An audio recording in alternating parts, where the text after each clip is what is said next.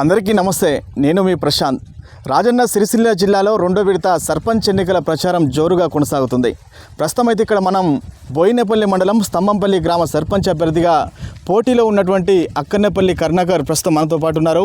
అయితే ఆయన గతంలో తాజా మాజీ సర్పంచ్గా ఆయన సతీమణి సేవలు అందించారు. ప్రస్తుతం ఆయన జనరల్ కేటగిరీలో ఒక దళిత సామాజిక వర్గానికి చెందినటువంటి అక్కన్నపల్లి కరుణాకర్ మరి ప్రస్తుతం జరగబోయే ఎన్నికల్లో పోటీని ఏ విధంగా ఎదుర్కొంటాడన్న విషయాన్ని ఆయన మాటలోనే తెలుసుకునే ప్రయత్నం చేద్దాం.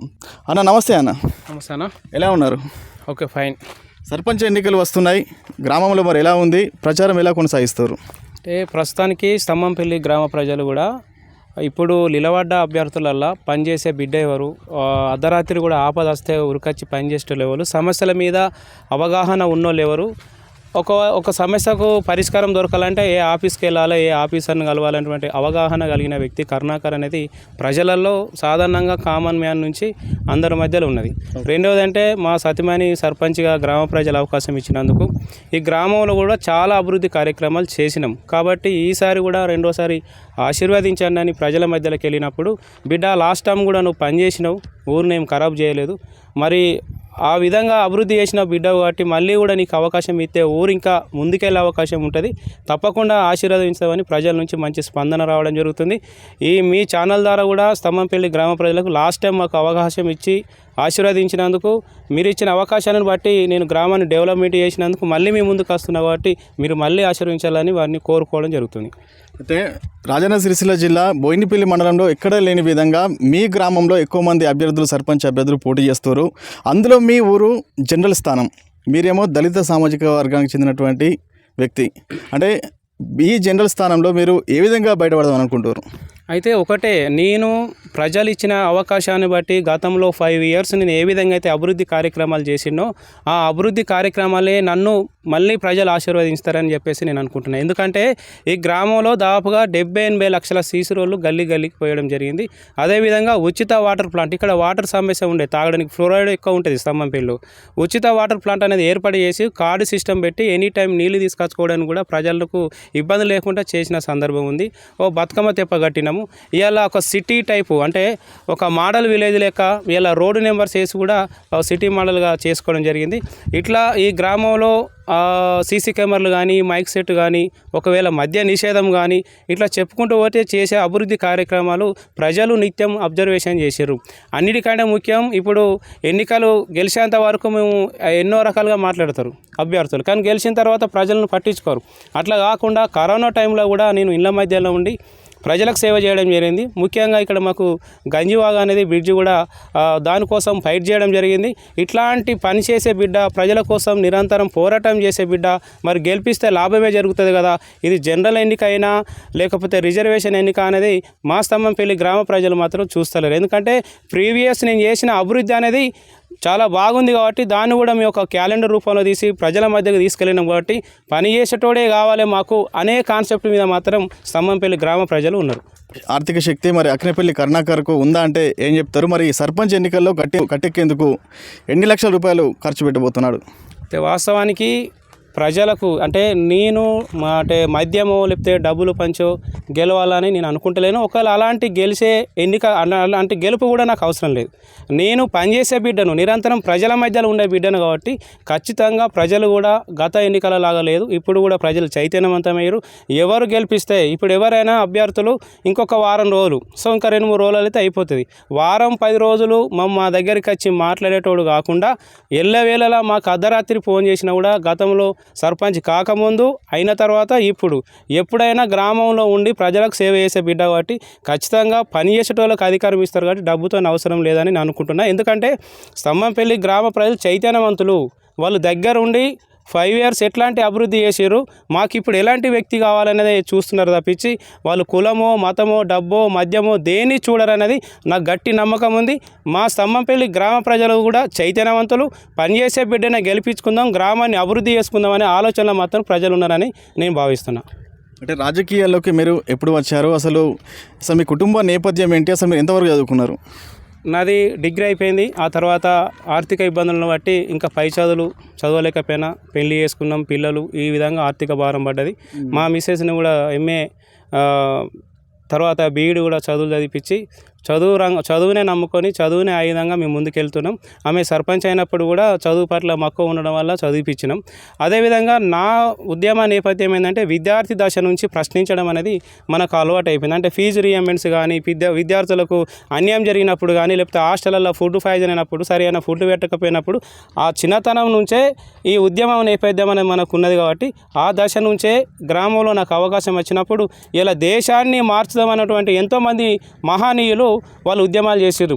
ఇవాళ చిన్న చిన్న పల్లెలు డెవలప్ అయితేనే దేశం డెవలప్ అవుతుంది. కాబట్టి దేశమంతా ఉద్ధరించేది కాదు, ఏ గ్రామంలో ఉన్న యువత ఆ గ్రామాన్ని అభివృద్ధి పథంలో ముందుకు తీసుకెళ్తే అదే దేశం అభివృద్ధి. కాబట్టి నేను నా గ్రామాన్ని ఒక యువకునిగా నా బాధ్యతగా గ్రామాన్ని అన్ని రంగాలలో ముందుకు తీసుకెళ్లాలని అనుకున్నా. నాకు ప్రజలు అవకాశం ఇచ్చారు, ఆ విధంగానే పోతున్నాం. ఈ మీ ఛానల్ ద్వారా ఇప్పుడు కూడా మేము రిక్వెస్ట్ చేసేది ఏంటంటే ఈ సర్పంచ్ ఎన్నికలలో ఎక్కువ యువత రావాలి, యువత గ్రామాన్ని డెవలప్ చేయాలి. ఏ గ్రామంలో ఉన్న యువత గ్రామాన్ని డెవలప్ అయితే ఆటోమేటిక్గా మన దేశం ప్రపంచ దేశాలలో ముందస్తుంటుందని ఒక ఆలోచన. అంటే మీ సతీమణి తాజామాజిగా గ్రామానికి సర్పంచ్గా సేవలు అందించారు. మరోసారి మీరు రాజకీయ రంగంలోకి దిగారు. ఇప్పుడు జరగబోయే సర్పంచ్ ఎన్నికల్లో ఖచ్చితంగా సర్పంచ్ అభ్యర్థిగా గెలిపించాలని ప్రచారంలోకి దూసుకెళ్తున్నారు. అంటే మరోసారి ఎందుకు కావాలనుకుంటారు సర్పంచ్గా? మరి అయితే ప్రీవియస్ మేము చేసినటువంటి పనులు దాదాపుగా మీరు ఒక్కసారి స్తంభంపల్లి ఏ గృహానికి వెళ్ళినా కూడా నేను చేసినటువంటి అభివృద్ధి కార్యక్రమానికి సంబంధించినట్టు ఒక క్యాలెండర్ తీయడం జరిగింది. ఎందుకంటే ఇలా మేము ఈ 5 yearsలో చేసినటువంటి ఏదైతే అభివృద్ధి ఉందో దీన్ని కూడా ప్రతి గృహానికి మనం చేర్చడం జరిగింది. సో మళ్ళీ ఇప్పుడు వాళ్ళు ఏమంటున్నారంటే నువ్వు లాస్ట్ టైం నీకు అవకాశం ఇచ్చినావు బిడ్డ, పని చేసినావు, ఈసారి కూడా నీకు మళ్ళీ అవకాశం ఇస్తామని చెప్పేసి ప్రజలు సిద్ధంగా ఉన్నారు. ఎందుకు ఉన్నారంటే ముఖ్యంగా గ్రామీణ ప్రాంతాలలో అంటే ఆర్థికంగా సరిగా లేని వాళ్ళు ఉంటారు. కాబట్టి వాళ్ళకి ఏంటంటే ఒక పల్లె దవాఖానా ఏర్పాటు చేయాలి. దాదాపు ఒక 20 లక్షలు ఏమవుతుంది. అక్కడ ప్రభుత్వం నుంచి శాంక్షన్ చేసుకొచ్చి సంబంధిత మినిస్టర్ శాఖ నుంచి మనకు ఇప్పుడు అవగాహన ఉంది. ఏ పని ఏ ఆఫీస్ కోత అవుతుంది, ఏ పని ఏ మినిస్టర్ దగ్గర కోత అవుతుంది, ఏ ప్రభుత్వ ఆఫీస్ కోత అవుతుంది అన్న ఒక అవగాహన నాకు ఉంది. కాబట్టి మొట్టమొదటిగా నేను ఒక మేనిఫెస్టో కూడా రిలీజ్ చేయడం జరిగింది.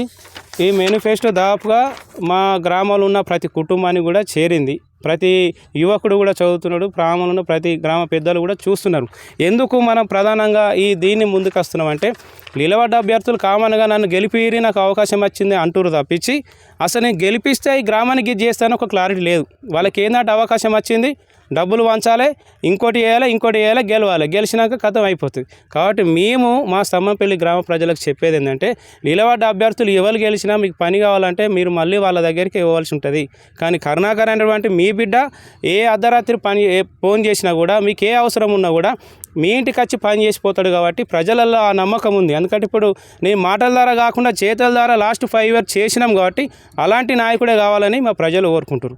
అయితే ఇప్పుడు గెలిస్తే ఏం చేయాలి అనే దాన్ని కూడా మా ప్రజలకు మేము అవేర్నెస్ చేస్తూ ఉన్నాం. మిగతా వాళ్ళు అన్నిటిని నమ్ముకుంటారు, నేను చేసిన పనిని నమ్ముకుంటున్నా, మా ప్రజలు నమ్ముకుంటున్నా, మళ్ళీ ఏం చేయాలో వాళ్ళని నమ్ముకుంటున్నా. ముఖ్యంగా గ్రామంలో ఉన్నటువంటి ప్రతి యువకుని నేను నమ్ముకుంటున్నా. ఎందుకంటే ఈ సమాజంలో మార్పు తీసుకొచ్చేది విద్యార్థులు యువకులే. కాబట్టి వాళ్ళనే బేస్ చేసుకొని ముందుకెళ్తున్నా. మా ప్రజలకు కూడా ఒక అవగాహన ఉంది. కాబట్టి ఏం చేయాలనుకుంటున్నాం అంటే ఇప్పుడు మళ్ళీ అధికారంలోకి వస్తే ఫస్ట్ పల్లె దవాఖానా కట్టాలి. ఎందుకంటే ఇలా వాళ్ళు వృద్ధులైన తర్వాత పిల్లలు సరిగా చూసుకోరు. కడుపు నొచ్చినా లేకపోతే ఇంకా జ్వరం వచ్చినా ఇంకా ఇతర ఆరోగ్య సమస్యలు ఉన్నా వాళ్ళు వేరే ప్రైవేట్ హాస్పిటల్కు పోలేని పరిస్థితి. కనీసం ప్రభుత్వ ఆసుపత్రికి వెళ్దామన్నా కూడా అక్కడికి పోలేని పరిస్థితి ఉంటుంది. కాబట్టి మనం ఏం చేస్తున్నామంటే ఇక్కడనే ఒక ప్రాథమిక ఆరోగ్య కేంద్రం ఏర్పాటు చేసి దాని ద్వారా పేద ప్రజలకు సేవలు అందించాలని ఒక ఆలోచన ఉంది. రెండవది ఏంటంటే మాకు ఎప్పటిసుందో ఉన్నటువంటి గంజివాగు సమస్య ఉంది. మా ప్రజలందరూ తెలుసు, చాలాసార్లు మనం పోరాటం చేసినాం, కొట్లాడిన సందర్భంలో పోలీసు మిత్రులు కూడా అరెస్ట్ చేసారు, తీసుకుపోయి స్టేషన్లు ఉంచారు, ఎన్నో రకాల ఇబ్బంది పెట్టినా కూడా నిరంతరం మళ్ళీ మా ప్రజల మద్దతుతోని ఫైట్ చేస్తూ ఉన్నా. పాదయాత్ర చేసినాం, బైక్ ర్యాలీ చేసినాం.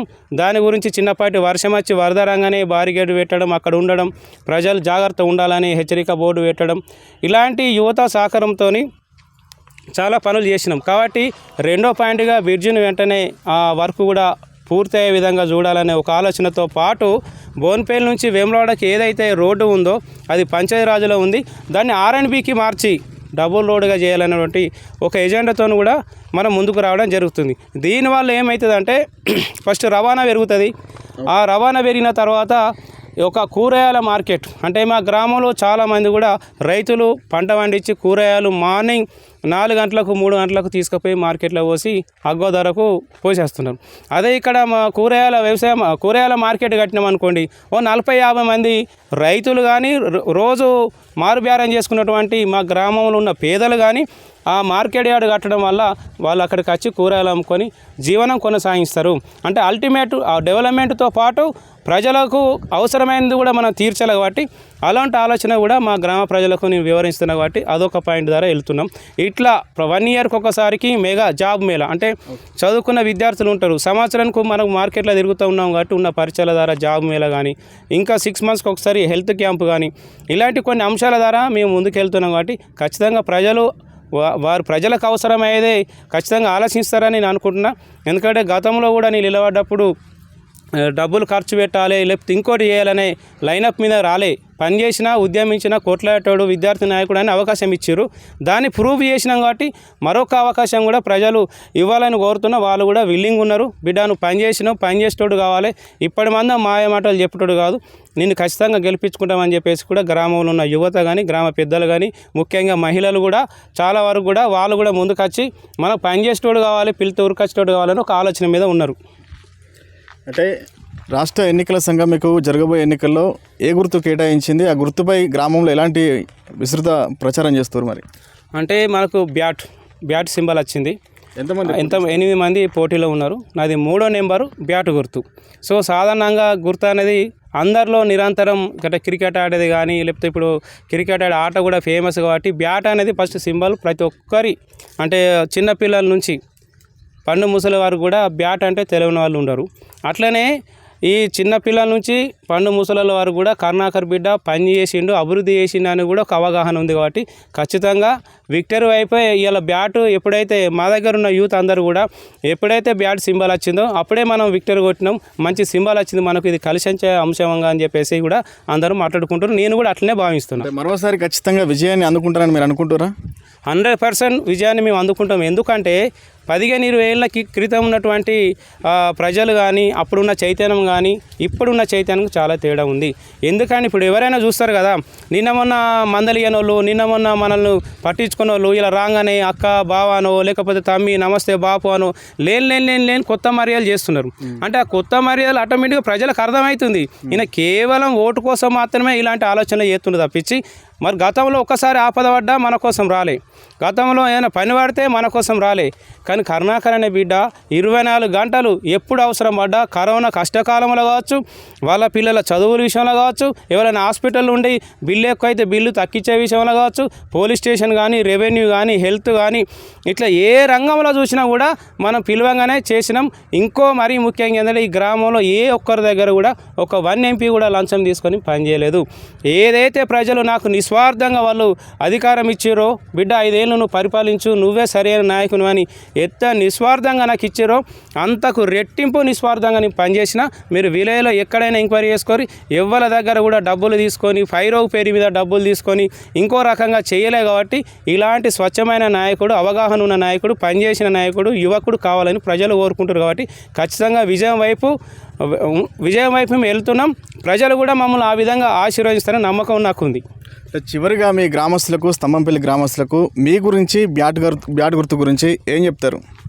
స్తంభంపల్లి గ్రామ ప్రజలకు విజ్ఞప్తి, మీరు గత 5 సంవత్సరాలు చూసిరు ఎలాంటి అభివృద్ధి చేసినామో. కాబట్టి ఇప్పుడు కూడా మరి 3వ నెంబరు బ్యాట్ గుర్తు వచ్చింది. మీరు ఖచ్చితంగా మళ్ళీ ఒకసారి ఆశీర్వదించండి. మన గ్రామాన్ని అభివృద్ధి పథంలో ముందుకు తీసుకెళ్లడం కోసం పనిచేసే బిడ్డ మనకు కావాలి. కాబట్టి పనిచేసే బిడ్డను గెలిపించుకోవాలంటే ఖచ్చితంగా మీరు 14వ తారీఖు రోజు బ్యాటు గుర్తుపై మీ ఓటు వేసి మన గ్రామాభివృద్ధికి మరొకసారి మీ అందరి సహకారం ఇవ్వాలి అని చెప్పేసి నేను ఈ సందర్భంగా వారిని వేడుకుంటున్నా. సర్పంచ్ ఎన్నికల్లో మీరు ఇచ్చినటువంటి మేనిఫెస్టో బాగానే ఉంది, కానీ వాటిని నెరవేర్చాలంటే కోట్ల రూపాయలు ఖర్చు అవుతాయి. అంటే మామూలుగా సర్పంచ్గా చేయాలంటే దాదాపు సాధ్యం కాకపోవచ్చు. ఒకవేళ మీరు నెరవేర్చకపోతే ప్రజలకు మీరు ఏం చెప్తారు? అయితే నేను ఇచ్చినటువంటి మేనిఫెస్టో కోట్ల రూపాయలైనప్పుడు కూడా ప్రభుత్వంతో కొట్లాడి ఆఫీసర్లతో కొట్లాడి ప్రజలందరి సహకారంతో దీన్ని పరిష్కారం చేయించుకోవాలనే దాని మీదనే పెట్టినాం. అంటే ఏ నాయకుడు ఎక్కడ హామీ ఇచ్చినా కూడా వాళ్ళు సొంత డబ్బులతో పెట్టరు కాబట్టి కొంతమంది అప్పటి అవసరం కోసం ఓటు కోసం ఒకవేళ ఇస్తే హామీ ఇచ్చి తెల్లారిది చెత్తబుట్టలు ఇస్తారు. నేనేం ఛాలెంజ్ చేస్తున్నా అంటే మీ ఛానల్ ద్వారా స్తంభంపల్లి గ్రామ ప్రజలకు ఒకవేళ ఈ మేనిఫెస్టో ఏదైతుందో ఇందులో ఏ ఒక్క పని చేయకున్నా మళ్ళీ చెప్తున్నా, ఇందులో ఏ ఒక్క పని చేయకున్నా ఈ వీడియోని సేవ్ చేసి పెట్టుకొని నేనే మీకు చెప్తున్నా, ఇందులో ఈ మేనిఫెస్టోలో ఏ ఒక్క పని చేయకున్నా స్తంభంపల్లి గ్రామంలో సర్పంచ్గా కరుణాకర్ అనే మీ బిడ్డ మళ్ళీ పోటీ చేయడు. ఇది ఛాలెంజ్గా చెప్తున్నా నేను. ఎందుకంటే ఈ సమస్యల మీద ఈ సమస్యల పరిష్కారంకు ఎక్కడైతే ఆఫీసులు ఉంటాయో ఆ ఆఫీసులలో ఆఫీసర్ ద్వారా కానీ నాయకుల ద్వారా పరిష్కరించుకున్నటువంటి లైనప్ అవగాహన నాకు ఉంది కాబట్టి చెప్తున్నా. ఈ మేనిఫెస్టోలో ఏదైతే నేను పల్లె దవాఖాన కానీ కూరగాయల మార్కెట్ కానీ ఇట్లా చెప్పుకుంటూ పోతే ఏవైతున్నాయో ఇందులో ఏ ఒక్క పని మిగిలిన 15 పాయింట్లతో నేను వచ్చిన 15 పాయింట్లలో ఏ ఒక్క పాయింట్ కూడా నెరవేర్చకుండా 100% చెప్తున్నా. సేవ్ చేసి పెట్టుకొని ఈ వీడియోను, నా మాటలను. మళ్ళీ స్తంభంపల్లి గ్రామంలో నేను సర్పంచ్ ఎన్నికకు పోటీ చేయను. కాబట్టి దయచేసి స్తంభంపల్లి గ్రామ ప్రజలు బాగా ఆలోచించండి. తాత్కాలికంగా ఇచ్చే ప్రలోభాలకు లొంగకుండా శాశ్వతంగా గ్రామాన్ని అభివృద్ధి చేసే మీ బిడ్డ కరుణాకర్కు మళ్ళొక్కసారి అవకాశం ఇచ్చి గ్రామ అభివృద్ధిని ఈ రాష్ట్రానికి ఆదర్శంగా తీసుకెళ్దామని చెప్పేసి మేము విజ్ఞప్తి చేస్తున్నాం. స్తంభంపల్లి గ్రామంలో తన సతీమణి హయాంలో గ్రామ సర్పంచ్గా అనేక అభివృద్ధి కార్యక్రమాలు చేశామని, ఇప్పుడు పెండింగ్లో ఉన్నటువంటి అభివృద్ధి కార్యక్రమాలు సమస్యలు తీరాలంటే ఖచ్చితంగా తనకు ఓటు వేసి బ్యాటు గుర్తుకు ఓటు వేసి గెలిపించాలని ఇంటర్వ్యూలో అక్కనపల్లి కరుణాకర్ కోరుతున్నారు. అదేవిధంగా సర్పంచ్ ఎన్నికల్లో ఒక అద్భుతమైనటువంటి మేనిఫెస్టోతో అక్కనపల్లి కరుణాకర్ వెళ్తున్నారు. ఒకవేళ అవి నెరవేర్చకపోతే గ్రామస్తులు తనను వచ్చే ఎన్నికల్లో పోటీ చేయకుండా ఉంచాలని, అదేవిధంగా తాను పూర్తిగా రాజకీయాల నుంచి తప్పుకుంటానని ఆయన కరాఖండిగా చెప్తున్నటువంటి అంశం ప్రజలను ఆకట్టుకునే విధంగా ఉంది. మరి అక్కనపల్లి కరుణాకర్కు ప్రజలు ఏ విధంగా ఆశీర్వదిస్తారో తెలియాలంటే 14 వరకు వేచి చూడాల్సి ఉంది. కెమెరా పర్సన్ హరీష్తో ప్రశాంత్, TV8 స్తంభంపల్లి నుంచి.